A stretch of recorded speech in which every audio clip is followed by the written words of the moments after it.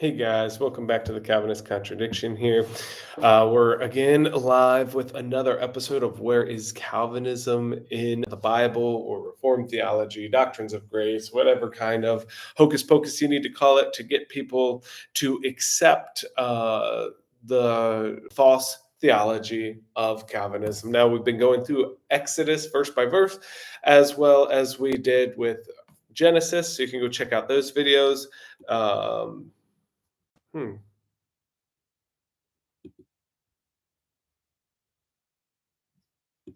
Oh, okay. I was sorry. I was looking at the chat. You guys can put stuff in the chat down there.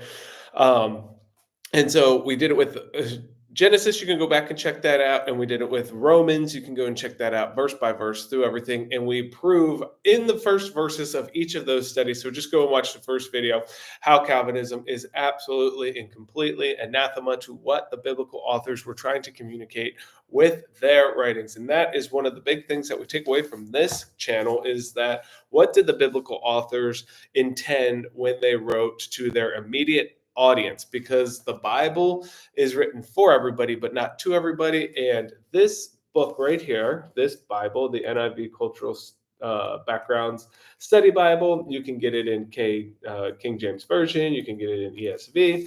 I don't really care which one, but the background, cultural background, is the important part, and that's because it destroys Calvinism utterly. Because the biblical authors who were communicating to a people in a specific time and space did not have Calvinism in their framework, and therefore you have to go in retrospectively look at the text and change them from a dude, let's give it the earliest date in the 3rd century when Augustine, who was a Manichaean Gnostic, comes in and changes Christianity, starts, inputting Manichaeanism or Gnosticism into Christianity. And he's a desert father, so nobody's there to stop him or tell him otherwise. And then you have this coming into, full fruition, I guess, and we could say with Calvin 1,000 years later.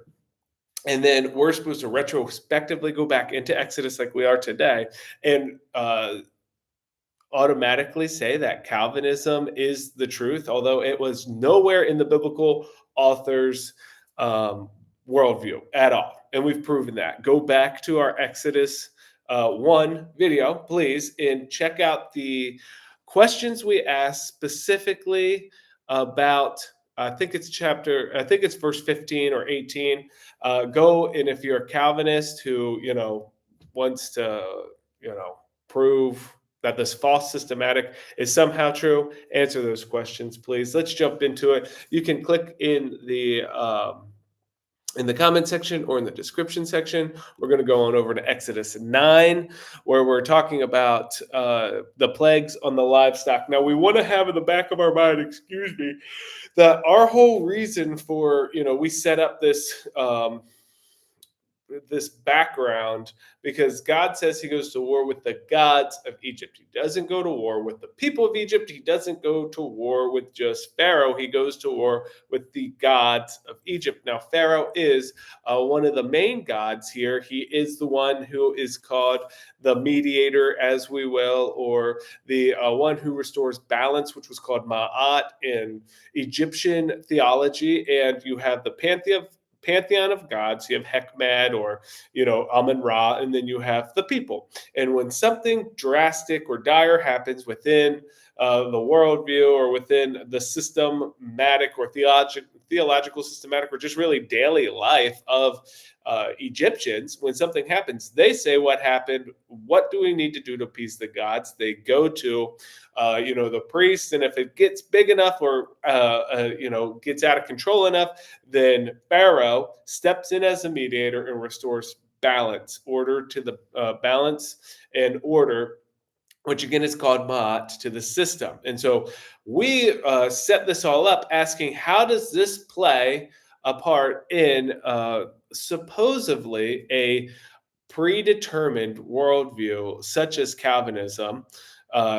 What does all of this have to do? It absolutely has nothing to do with anything, because whatever God's doing, he's just doing, and he's pre-described that before the foundation of the world, and there's nothing they could do. So none of these, this whole being the one who restores order and brings balance, has nothing to do with anything, because it doesn't affect the way that Pharaoh's perceiving his worldview, and it doesn't affect anything that's going on with Moses, because they're just all set into motion before the world was created, and God is afar off. Allah is far off, and he has nothing to do with humanity, because he's already set it in motion, pre-described, as Calvinism tells us, which is really just Islam in a Christian form. It really is. And so let's hop in here and start reading. We'll dissect this as we go on. So it says, then the Lord said to Moses, go to Pharaoh and say to him. Again, we always ask this question, why is the Lord telling Moses what to do when he ultimately makes him do it? So it should just say the Lord sent Moses under the Calvinist worldview, which would be changing the Bible, which would give you a curse upon your head, which is ultimately why I'm out here shouting from the rooftops to please drop this demonic systematic, because you have to change the Bible, and ultimately there's going to be a curse upon your head, and we don't want that. This is taken out of Revelation, where it says if you change the words of this book, that's specifically for Revelation, obviously, but it goes for the whole Bible. You can't be going and changing the words of God. And so it says, the Lord said to Moses, go to Pharaoh and say to him. Now, remember, we have also in the earlier videos, that when it says that the Lord said, it said, and they did everything the Lord said to do, which again is anathema to Calvinism, because it would just be that, it should be presupposed that they can only do what the Lord tells them to, as the demonic systematic tells us. And the Lord said to Moses, go to Pharaoh and say to him, this is what the Lord, the God of the Hebrews, says. Let my people go so that they may worship me. And if you refuse to let them go, continue to hold them back, the hand of the Lord will bring a terrible plague on your livestock in the field, and on your horses, and on your donkeys, and on your camels, and on your cattle, sheep, and goats. But the Lord will make a distinction between the livestock of Israel and that of Egypt, so that no animal belonging to the Israelites will die. The Lord has set a time and said, tomorrow the Lord will do this in the land. And the next day the Lord did it. Okay, so let's just stop there for a second. We have horses in Egypt. They were, this is the thing that brought Israel back to Egypt, actually, were the horses. So they're about to get struck if Pharaoh doesn't do this. Again, it doesn't say, Pharaoh, we know that you're not going to do this, so therefore it's been predetermined before the foundation of the world that this is going to happen. No, he goes there and he tells them, hey, this is what's going to happen if you don't listen to what the Lord is telling you. And he gives him a warning like he always does. And so I have just a little bit of notes from a book that I wrote here. It's right up here where we go. I wrote a book in my foreign language. These are some of the notes that I compiled from sources like the Background Study Bible and other resources. And so these, I'm just reading in my notes. And it says, the bull colts were well known to flourish throughout the land. Ancient Egyptians viewed the bull as a fertility figure. In addition, bulls were understood as embodiment of the great ancient priest, I think his name's Ta here now, in Ra, or Re. Isis, queen of the gods, had cow horns on her head.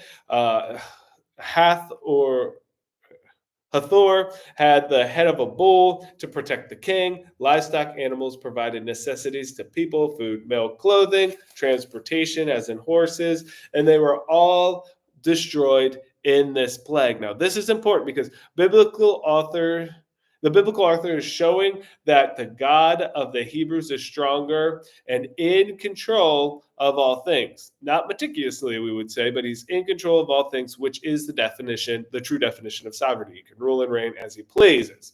And the Egyptian gods were not. They are all fakes. Now, this may seem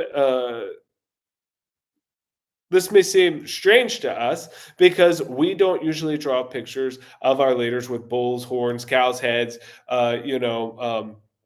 these representing like livestock, I guess, or animal pictures. But we must remember that we want to interpret the Bible in its own context. It would be unmistakable to the Egyptians and Hebrews that what is going on here, that Yahweh, the God of the Hebrews, is at war with the Egyptian gods. This is our thesis. I've told you this, is at war with the Egyptians gods, and they can do nothing to defend us. Now we're going to step it up one more too, because here we have the distinction between the Egyptians and the Israelites, and with this, the Egyptians are going to lose their prominent status as the world power, right? Because all of their food source and milk source and all of these things, transportation, whatever, everything we just read there is about to be taken away from them. And so where do they have to go now? To Goshen to get these things. We don't really think about it in economic terms like this, but this is devastating, right? They already had, big problems economically. I'm sure a lot of the fish died in the Nile and they get a lot of fish from there and stuff like that. This is just adding to that. And again, the system, religious system, this is the most important thing, is being destroyed here.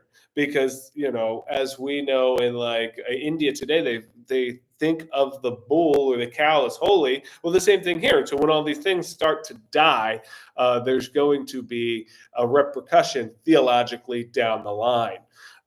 Again, we said this in most of the videos so far, and so I just want to restate it here. We don't really take into account that much. I would say it does have something to do, but with just scientific. There is a notion out there that all these things are scientifically explained, that the algae that's formed in the Nile, which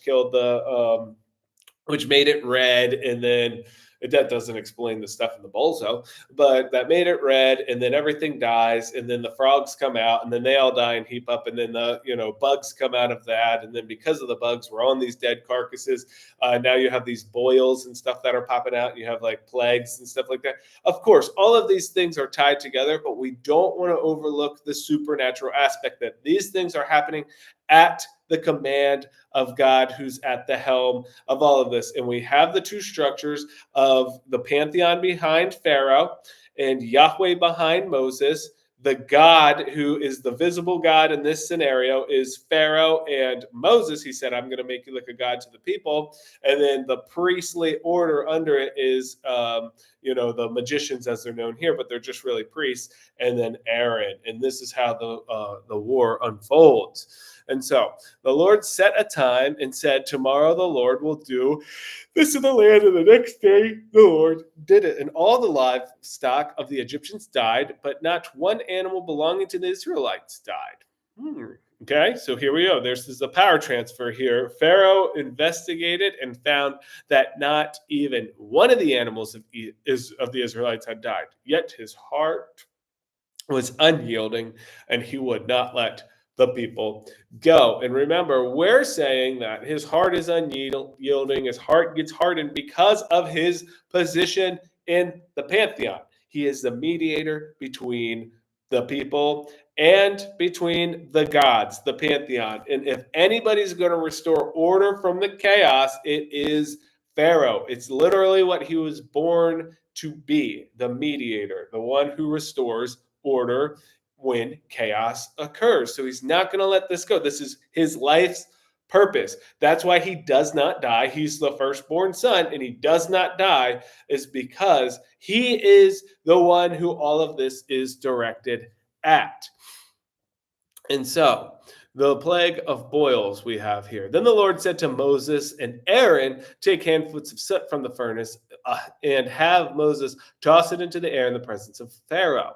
It will become fine dust over the whole land of Egypt, and festering boils will break out on people and animals throughout the land. Then the Lord, here we go, said to Moses. So all of this happens. And so they took soot from the furnace and stood before Pharaoh. Moses tossed it in the air, and festering boils broke out on people and the animals. The magicians could not stand before Moses because of the boils that were on them and all the Egyptians. But the Lord hardened Pharaoh's heart and would not listen to Moses and Aaron, just as the Lord had said to Moses. So here we go. We have here that the Egyptians cannot stand I have some notes on this too, but we're talking about a war between the two theologies, the two gods, the two systematics, and we have in this statement. Now we already said previously, I think it was with the insects that they said this is the finger of the god. They cannot do it. But the most important thing is that even from the first plague, they're supposed to restore order from the chaos, and they could only add to the chaos, i.e., they're supposed to turn the blood into water to help the people out, right? Joe Schmo, the Egyptian, who's like, hey, there's blood in my drinking water. What's going on here? What did I do to basically tick off the Lord or to tick off the gods of Egypt? Oh, well, you got to pray some more. Well, okay. Well, now they couldn't reverse that, right? He's supposed to bring order from the chaos. He could only add to the chaos. They did it with the frogs. They could only add to the chaos. But when the insects come, they weren't able to do it. They said, this is the finger of God, and therefore showing that God is stronger, and they were never ever be able to bring order from the chaos. And so they could not stand. The boils would have rendered the Egyptian priests unable to serve the gods. So here we go back to the systematic, the theological systematic. This is all theological messaging, right? That they cannot do their priestly duties. Just like when they got the mites, those are the insects we were talking about, or ticks, or blood-sucking insects. Even if it's a biting fly and it draws blood, you're ritualistically impure. You cannot serve in the temple. And this is just another axe to the root of the tree, which is the Egyptian systematic, religious systematic, which is about to fall, which is about to just be crushed. Watch this. This is an attack on the priests, by extension, representing on an attack on the heart of the Egyptian religion. And so, like, this is akin to if now, to my recollection, there's nothing that like this in the Bible. But if the intruders of Israel were able to, oh, I guess this did happen at some point, right? When they are sieged and stuff, then you can't get fresh water, and then you can't become ritualistically pure to go into the temple to serve your Lord. So it's like a dam that's clogging up the theological system of the Egyptians. And for without the priestly service, so this is the whole cycle that's going on here. This attack on the priest, by extension, represents an attack on the heart of the Egyptian religion. For without priestly service and the temples, the cults, or the religious system, sorry, I can't even read my own writing, are the effective knowledge. Oh, okay. Yeah. And so the religious system falls into chaos, right? Because the priests cannot do their priestly duties. And so when the priestly duties get backed up, then it starts all becoming just falling apart. So you have, let's say, Amun Ra, you have to go into the temple and do something for the sun, maybe like, I don't know, light candles or whatever. Well, when you can't stand up and you can't go into there, well, nobody's in there. So then Joe Schmo, who has boils on himself, who's saying, hey, Pharaoh, what's going on? I have boils all over myself now. Why are the gods? What do we have to do to appease the gods? Well, you can't say go to the temple and do anything. You can't say go and, offer a sacrifice or whatever, because there's no priests in there, because they can't even stand up. So the religious system comes to a screeching halt and descends into chaos. They are incapacitated, they're defeated, they're belittled, and the cults are, in retrospect, the deities are, sorry, I have horrible handwriting, incapacitated. And so the deities now become incapacitated because they're not able to, even if you were able to stand with these boils on you and go into the religious system to, let's say, sacrifice something to appease the gods, to bring Ma'at back, to restore balance, there's none of this that can go on because there's nobody in the temple that can do that. And therefore, the whole system, we're talking about from Pharaoh, he's got boils on him, all the way down to Joe Schmo the Egyptian, are incapacitated. The religious system of the Egyptians has now come to a screeching halt. But yet, you have all these guys in Goshen who are praising the Lord, just carrying out their daily activities. This is incredible, guys. Again, uh, we have all of this happening. Why is this statement preceding? The magicians could not stand before Moses because of the boils that were on them and all the Egyptians, but the Lord hardened Pharaoh's heart, and he would not listen. Does What I'm saying here is there a correlation between between God bringing the religious system, the whole of the theological systematic of the Egyptians and everything in their cult to a screeching halt, and then the Lord, the one who's supposed to restore order to this, his heart is hardened because this is his literal duty in the whole pantheon. Does this play a part in God hardening Pharaoh's heart? And that's all we want to ask, because if it does, Calvinism is completely destroyed. Right? Because it's only before the foundation of the world, by God's eternal decree, that this happens. None of these existential and none of these practical and dogmatical, I would say, truths about Pharaoh have anything to do with the implications that are happening here. And it just does not fit. Because when we have before where it says, if Pharaoh hardens his own heart, well, it's because of this, because of the systematic that they live in, right? Because of the religious structure that the Egyptians are beholden to with the pantheon and with Pharaoh and the priests. Well, why would they put that statement, the biblical writer, right before that? I would say is because it has an impact on why why God is hardening Pharaoh's heart, ultimately for what we're about to read here in a couple of teachings in the future. Then the Lord said to Moses, "Get up early in the morning, confront Pharaoh, and say to him, 'This is what the Lord, the God of the Hebrews says, let my people go so that they will worship me. For this time I will send the full force of my plagues against you and against your officials and your people, so that you may know that there is no one like me in all the earth. For by now I could have stretched,'" here we go. This is a statement of statements right here. "For by now I could have stretched out my hand and struck you and your people with a plague that would wipe you off the earth, but I have raised you up for this very purpose, that I might show you my power and that my name might be proclaimed in all the earth. You still set yourself against my people and will not let them go. Therefore," okay, well, let's take a break here. Okay. So this is an incredible statement. I remember when I was writing my book, and this just like blew my worldview apart right here, because it gives us again what the purpose of the war is. God goes to war with Egypt. Well, usually in Christianity,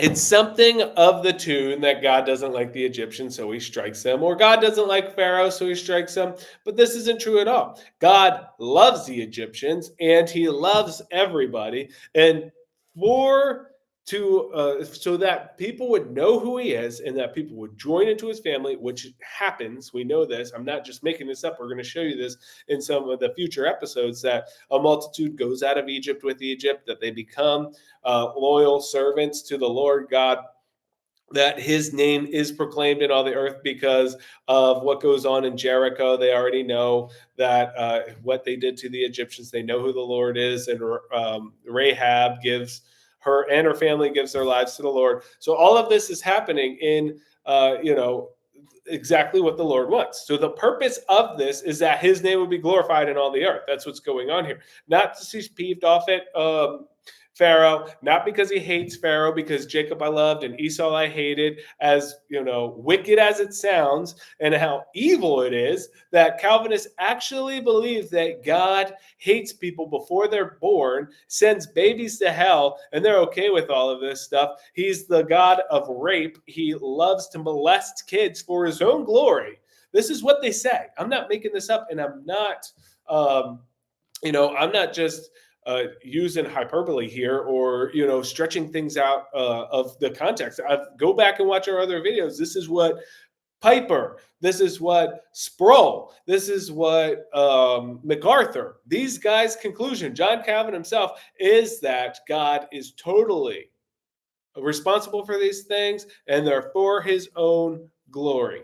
And so let's go back here and read this one more time. This is 15. For by now I could have stretched out my hand and struck you and your people with a plague that would have wiped you off the earth. Well, why didn't he do that? But I have raised you up for this very purpose, that I might show you my power, and that my name might be proclaimed in all the earth. Amen. And this is exactly what happens. You still set yourself against my people and will not let them go. Right there. Let's just write it in here. Exodus 9:17. Calvinism killer. That's this.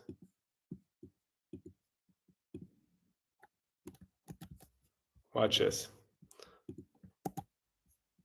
Okay, right there in the comment section. How does this make any sense in Calvinism? You still set yourself against my people and will not let them go. Therefore, at this time tomorrow, I will send the worst hailstorm that has ever fallen on Egypt from the day it was founded until now. This is the end of Calvinism right now. You still set yourself up against. This is anathema to Calvinism.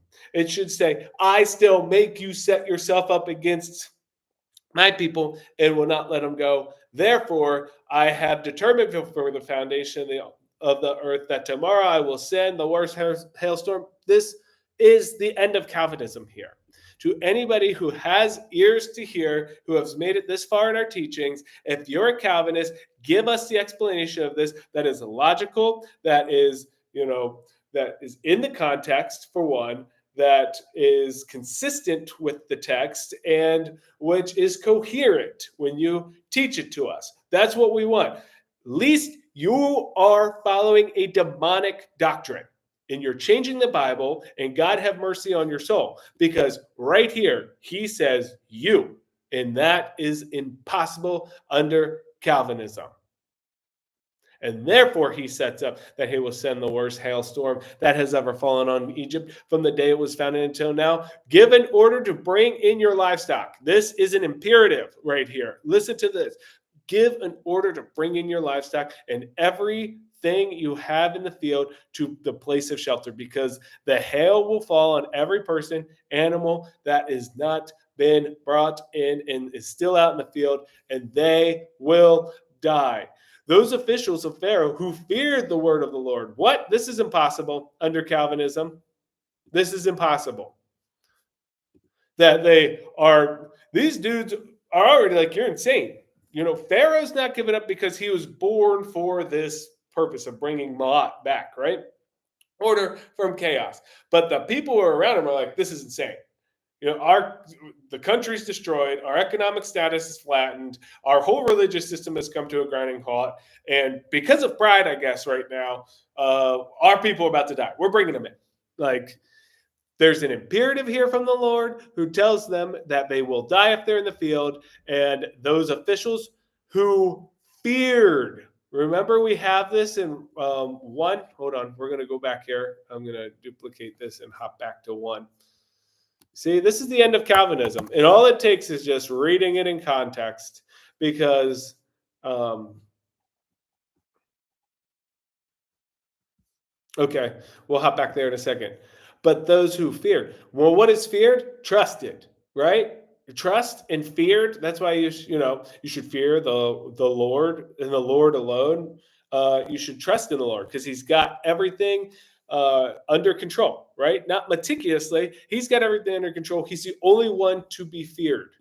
And so those who feared him, it says right there, those officials who feared, they took the imperative and they said, oh, we fear this. We are going, and they hurried to bring their slaves and their livestock inside. But those who ignored, again, this is completely impossible under Calvinism, because it would only be God who did these things before the foundation of the word of the Lord left their slaves and their livestock in the field, and they all died, right? I'm adding that they all died. We'll read that in a second. Okay? Now listen to this. How does this not have, well, Calvinists, I guess you just ignore all this. James White out there, John Piper out there, all you guys with big ministries, I would think lots of money coming into those ministries, lots of followers, but you can't answer these questions right here. Like in Exodus 1:15, and the king of Egypt said to the Hebrew midwives, whose names were Sipporah and Purah, when you are helping the Hebrew women during childbirth on the delivery stool, if you see the baby's a boy, kill him. But if it's a girl, let her live. And the midwives, however, feared God and did not. Now, we're talking about the midwives here, right? To the Hebrew midwives. But when the midwives, however, feared God and did not do what the king of Egypt had told them to do, they let the boys live. And the king of Egypt summoned the midwives and asked them, why have you done this? Why have you let the boys live? Okay? So they feared God. And look what it says down here in 22. No, sorry, 20. So God was kind to the midwives, and the people increased and became even more numerous. And because the midwives feared God, he gave them a family of their own. Now, again, this is impossible. I am stressing this point because this is the end of Calvinism. For anybody who has ears to hear and eyes to see, Calvinism's gone. You cannot bring Calvinism to the table as a serious theological structure in view of this. Why? Because under Calvinism, it would have to say this, that the king of Egypt, that God made the king of Egypt say to the Hebrew midwives, whose names were Sipporah and Purah, when you are helping the Hebrew women during childbirth on the delivery stool, if you see that's a baby boy, kill him. But if it's a girl, let her live. This is God saying this. This is God making the king of Egypt say this. So God's giving the command to kill the baby boys, but the midwives, however, who feared God, well, God's the one who gave them the command to kill them, right? So it makes no sense. So then you actually have God praising them for doing the opposite of what God commanded in the first place, i.e., total and absolutely insanity if you try to hold this as a theological structure. And all it takes is just reading the Bible in context. If you're out there, let me hear you in the comment section if you're picking up what I'm putting down, right? How does this make sense under Calvinism? It absolutely cannot. Take them to Exodus 1 when you're talking with a Calvinist. One of these pop professor, James White, tell me what the heck's going on with Exodus 1. Right? Because if God's giving the eternal decree before the foundation of the world is to kill the Hebrew babies, but then the Hebrew women fear God and do the exact opposite, i.e., Calvinism is bunk. It is absolutely insanity to believe in this. And then to boot, he gives them a family of their own for doing the exact opposite of what he eternally decreed before the foundation of the world. What's up, Stephen? Yeah, Steven's pattern. How's it going, brother? Or whoever, or Seven, sorry. Seven's pattern. Good to see. I don't know if you're male or female out there, but so in that same vein, remember, I don't know if you guys were here for the last video or if it was 2 videos ago, but we were talking with the Calvinists. I took them to them and they said, well, I don't want to talk about this, right? Because their systematic comes undone. Now, I understand why. If they're in ministry, all their money is going to go down the tube. All of their following is going to go down the tube. They're going to look like a doofus because they believe in theology that is completely bunk and can't be held up against the scriptures. So I understand why people are pigeonholed to this satanic theology, but is that a reason to stay in this? Absolutely not. Send James White over here. Send Piper over here. We'll ask him this same question. So let's take it to Romans 9, where I keep saying Romans, Exodus 9, where we are now, and where it says, but those officials Well, remember, even in 17, you set yourself up against my people, will not let them go. That's against Calvinism. But those officials up there who feared the word of the Lord. So the midwives, they fear the Lord. These guys are only fearing the word of the Lord, and they go and they get everything and they bring them inside, and guess what? They're saved. Because there's an imperative that was given not before the foundation of the world, and it's your responsibility to go and do the right thing. What would the midwives say? We got God, it's your fault. You gave the command through the king of Egypt that we're to kill these babies, so we killed them. Please don't take it out on me. It's really your fault, which is what Calvinism is completely. It's just it's your fault, God.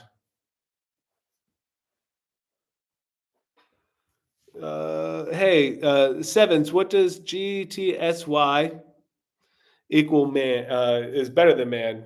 Tell me what that is, that acronym right there, because I don't know what that is. Alexander Tex, Westcott, and Horton. Give me a little bit more context to that, too. And so, again, here we have them fearing the Lord, them doing an action, right? This is what we saw in Exodus 1. They get a command from the king and they say, no, we're not going to do that. So then they go over and they save these babies and they're blessed by it. And there's no other way to render this. Sorry, Calvinists. You sneaky you sneaky guys who try to twist the scriptures to your own gain, but it will be your destruction, and that's why we're warning you now. But those who ignored the word of the Lord left their slaves and their livestock in the field. And the Lord said to Moses, stretch out your hand towards the sky so that the hail will fall all over Egypt, on people and on animals and on everything growing in the field of Egypt. And when Moses stretched forth his staff towards the sky, the Lord sent thunder and hail, lightning flashed down to the ground, so that the Lord rained hail on the land of Egypt. Hail fell and lightning flashed back and forth. It was the worst storm in all the land of Egypt since it had become a nation. Throughout Egypt, hail struck everything in the field, both people and animals. It beat down everything growing in the fields and stripped every tree. This would have been horrendous to see. And the only place that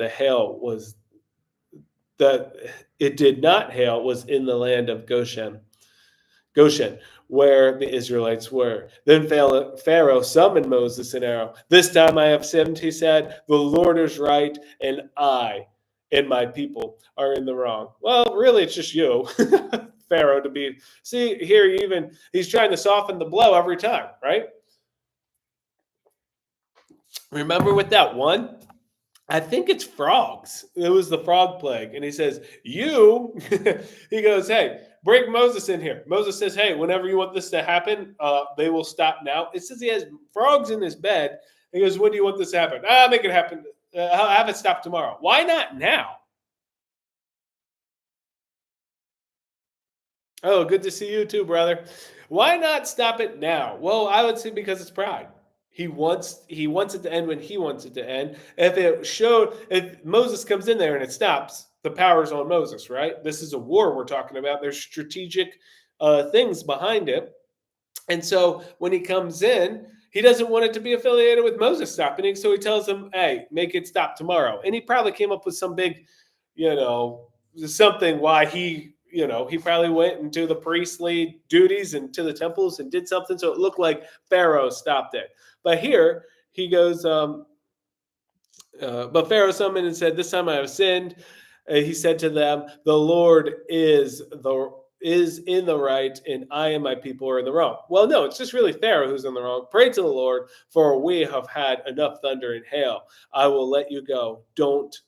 You don't have to stay any longer. And Moses replied, when I have gone out of the city, I will spread my hands over in prayer to the Lord. The thunder will stop and there will be no more hail, so that you may know that the earth is the Lord's. Who may know? So Pharaoh's putting the blame, worthiness on him and the people. Moses is directing it right back at Pharaoh.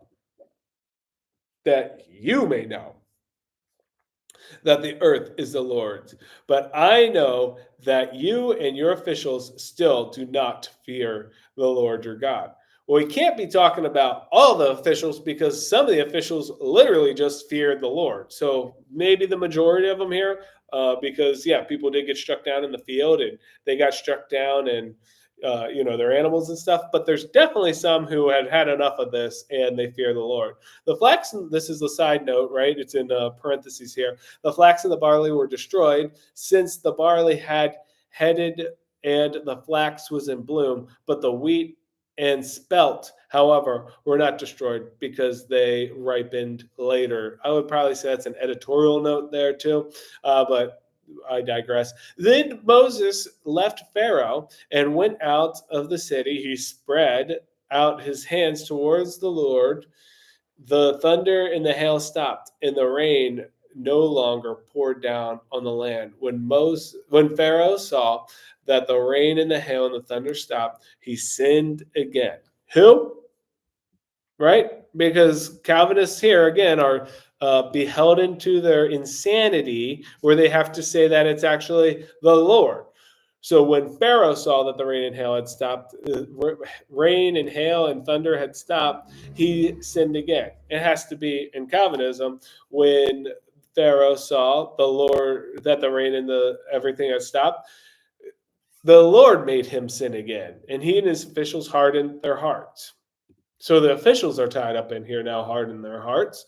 But again, the blameworthy in the biblical account biblically goes back onto Pharaoh, and we would say because of his position as the one who brings order out of chaos, and this is what he was born for, and this is what he's always going to do. Is there's no one else who is fit for this position. He's literally the king of Egypt to do this. So there's no other reason that he would ever let this go.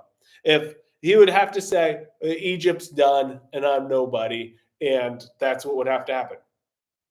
The reason I was born is for naught. I can't bring it into fruition. He's never going to do this. He's going to put it all the way up until he dies, which is what we see in the biblical text, that he's going to take it to the grave with him. So Pharaoh's heart was hardened, and he would not let the Israelites go, just as the Lord had said through Moses. Now, notice again, we've said this a lot, that it doesn't say just as the Lord,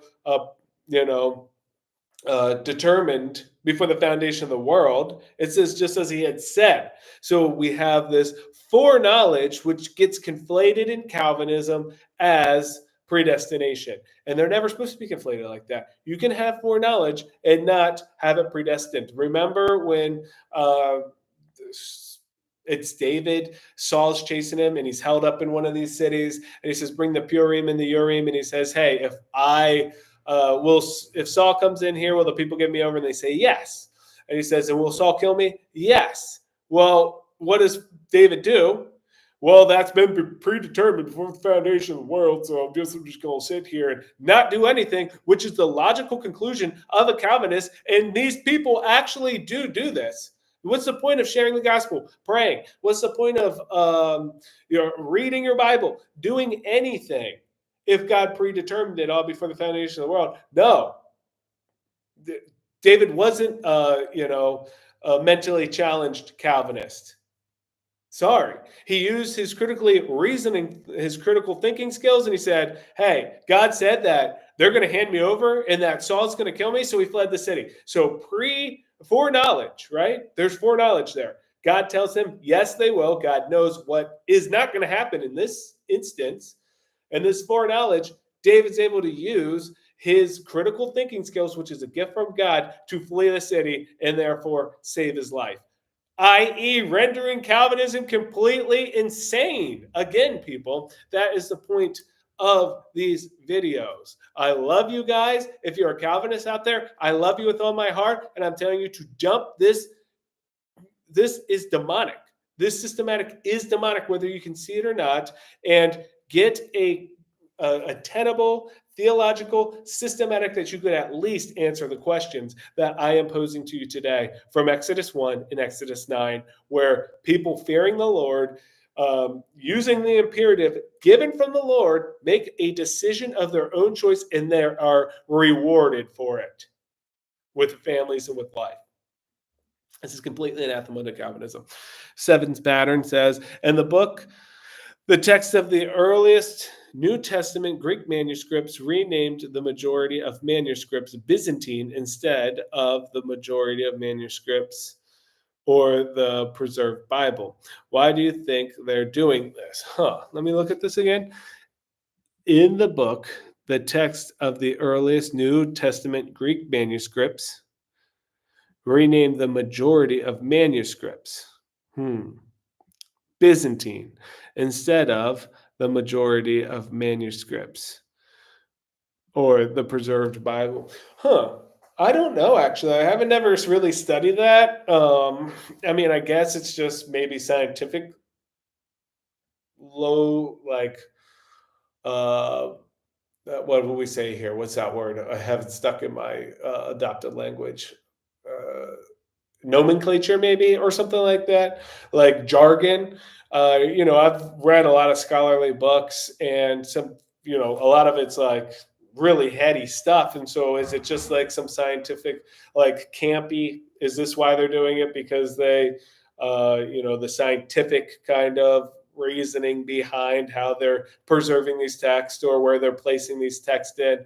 I mean, if they're coming out of, I would think the earliest new Greek manuscripts are coming out of, Dead Sea Scrolls are probably Aramaic.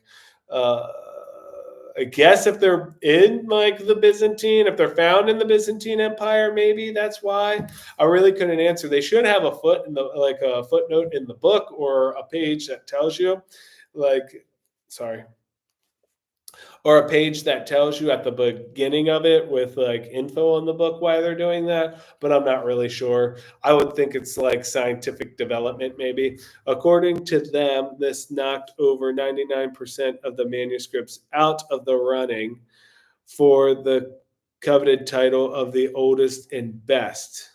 Get it? That's strange. I do. I don't know what language they're written in. I do know that they just discovered a bunch of new texts in the sorry in the Dead Sea region. Those are probably Old Testament or intertestamental period books. But yeah, I thought it was like John. I mean, I don't. I need to go back and read. I took a course on this a couple years ago. But I mean, really, even after that course, it's really really like convoluted. Really, how we got our New Testament, and you think it would be like a really divine, like this is the way that it happens. But really, when it comes down to it, Constantine just wanted a book, of manuscripts altogether. So he gives this cue, and they really were just like, we know, like with the most amount of certainty, we know the author. So they kind of just did that, and that's the conclusion I walked away with that text. Look up the book, the text of the earliest new. Yeah, I'll check that out. Let me just type it in here. So when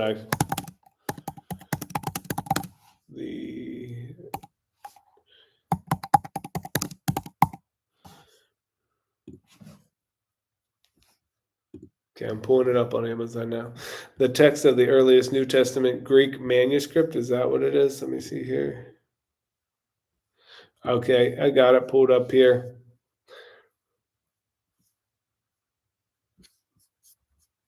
Okay, I'll check it out at some point. I've been pretty busy lately, but I'll definitely check it out. I like books like this. But not sure. So they're saying, just so I understand your question, they're saying they're changing the earliest Greek manuscripts, renamed the majority of manuscripts Byzantine instead of the majority of preserved Bible. And so what would be the difference there is just they're categorizing it in the Byzantine as a Byzantine error text, like the Byzantine era, time. Is that what they're saying? They're moving it back, or I'm not really sure. Is this all in the first century, or how's that going on? I'm not real sure, but I'll take a look at that book. because I like scholarly resources. And okay, yeah, yeah, I'd have to just research it more. Sorry, I can't give you a more legitimate answer than that.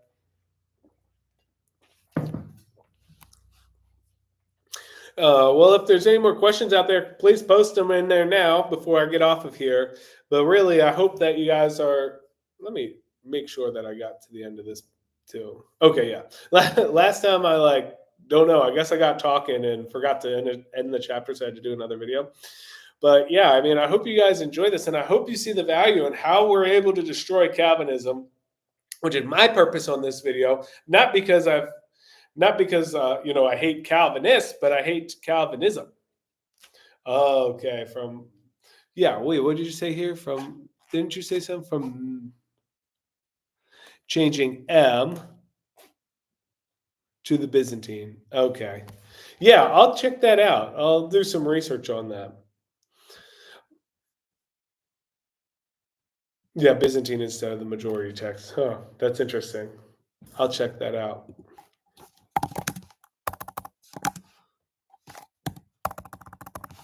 Yeah. Yeah, so I mean, and that's why we do it. I have dear friends who are Calvinists now, and I really hope that they drop it one day and see the light of and the damage that they're doing.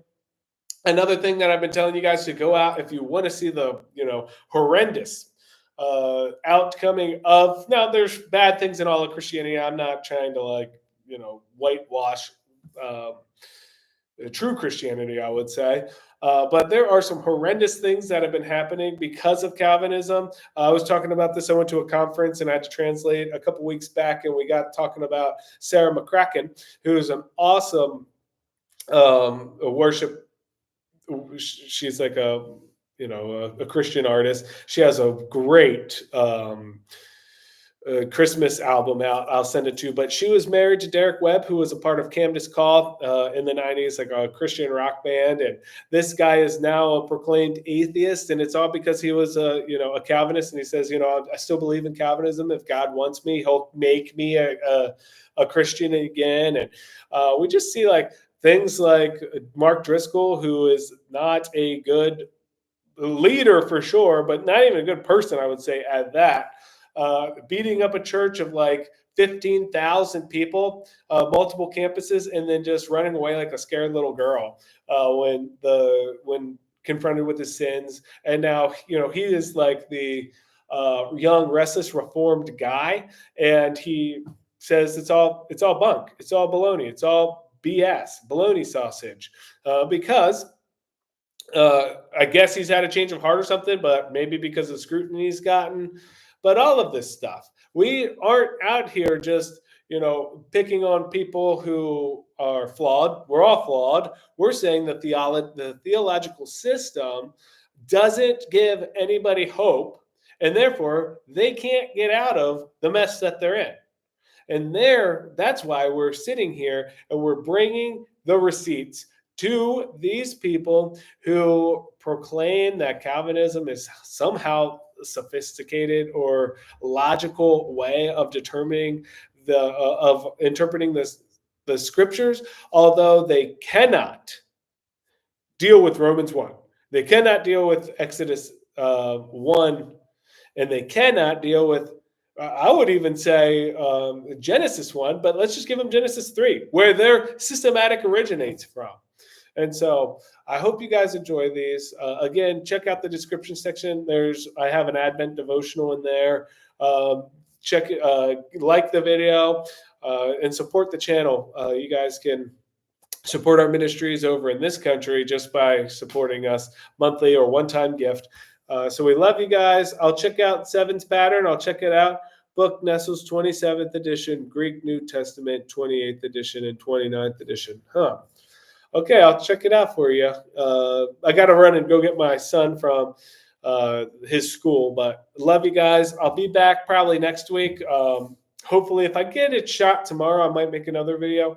But again, I will be back shortly with another video of where is Calvinism in the biblical text, proving that this theological system is completely untenable and should not be taken as a worthy theological structure at all. I love you guys, and we will see you later. Peace out.